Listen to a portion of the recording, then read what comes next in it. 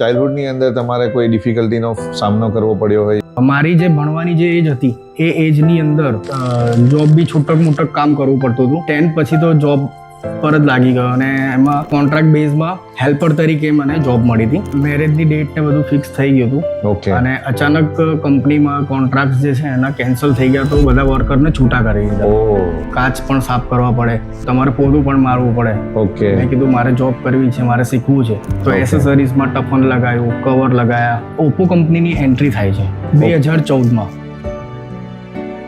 Oppo જોય, Oppo neo 7 મને કોઈ કીધું નતું કે તમે સેલ કરો એવું. એ મંથમાં 20 ફોન મેં સેલ કર્યા હતા ઓપ્પોના. અમદાવાદથી પણ એક ટીમ આવી હતી અને એની સાથે ચાઇનીઝ બોસ જે સર હોય છે ઓપ્પો કંપનીમાંથી એપ્રિશિએટ કર્યા હતા અને એ ટાઈમે ચેક પણ આપ્યો હતો. ઓપ્પો F1, ઓપ્પો F30, પછી N1 આવતો તો રોટેટ કેમેરા વાળો. એ ટાઈમે પણ મેં વધુ સેલ કરીને અને મને એક સારું અર્નિંગ મળ્યું.